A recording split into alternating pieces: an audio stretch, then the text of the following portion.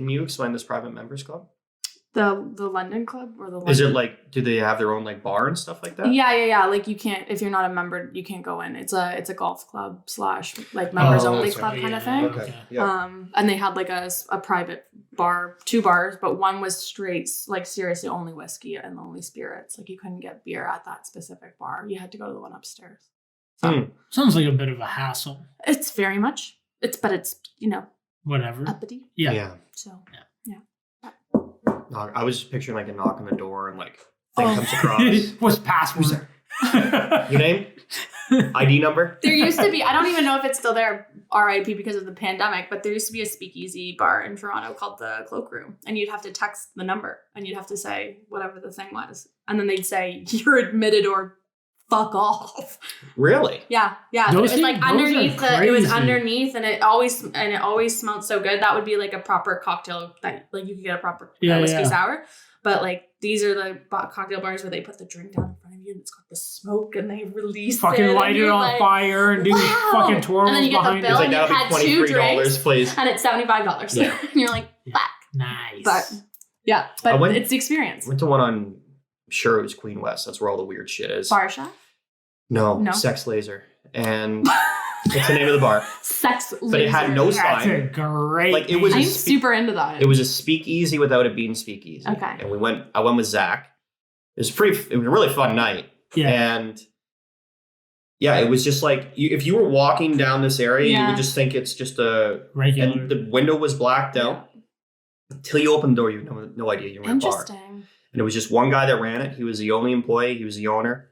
And it was an interesting... It was a nice time. Yeah. It was That's weird. cool. Yeah, it was cool.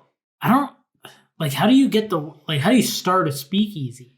Word of mouth. Word of Only mouth. the cool kids can know about That's it. what I Not mean. even that too, but it's so funny. I'm reading a book about how basically the arts. There's like this weird conversation between all arts, like music, visual art, writing, and how there's like this weird conversation around money and how it's like taboo almost to ask for money for your art because people want to see it as like virtuous, that it's like something you do out of love rather out of... Those people are assholes. Right? So, but there's this one passage I was reading about like how like indie bands no longer are classified as indie when they make it big because it's not cool to be big. That's why they're called indie bands. But like, isn't that so what the thing is though, Yeah. is the point of the speakeasy is that in terms of literally the culture of cocktail bars and patronage and people who go into those and work at them, it would literally be word of mouth. And somebody would say, Frank quit this bar and he started his own bar and it's at Ossington and whatever. Yeah. And that's how it goes. And then the night of, it blows up. I went to a cocktail, it was called Mother Cocktail Bar. And the opening night was technically a soft opening. And I had to wait in line for 45 minutes. It was, and people they didn't post anything on social media. Just word of mouth. It was just word of mouth. But the word of mouth aspect makes it seem like, ooh, that's pretty cool. Like, Yeah. I'll go there. Yep.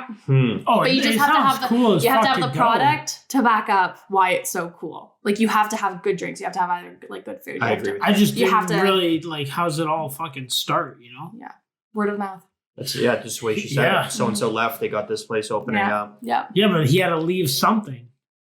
But he may have been like the bar manager and had no skin in the game. And now True. he's got his skin in the game. So True. I'm sure. It's a million fucking. managers It's cool would to have think left about. start their own thing. Right? 100%. Yeah. So It's cool to fucking think about though. I went to one in Montreal that was like, you're supposed to like push on a brick wall and then you go downstairs. So it was like supposed to be hidden like a speakeasy. And someone told me about it. And I went there and there was a lineup and it like lost its immediate appeal for me, like the coolness of it. Not that I wanted, not that I was like looking forward to like this like cool experience. It's just like waiting in line for a bar that clearly isn't a speakeasy. It's kind of like, what the fuck? what are we doing? The problem was where in Montreal was. It was on the other side. And it wasn't around like a bunch of other bars. Or else we could have just like walked somewhere else. What street or where in Montreal do you I think remember? it was my name's gonna drive me crazy. It was a main street, but there wasn't Not where it St. was Catharines. located. It wasn't on. Well, it could have been on St. Catherine, but it was like Down. on the far end of town. It was literally like, that main drag, Crescent Street, St. Catherine, all that shit around there. It was on the opposite way. And then like as we were standing in line, it was like, fuck, should we just leave?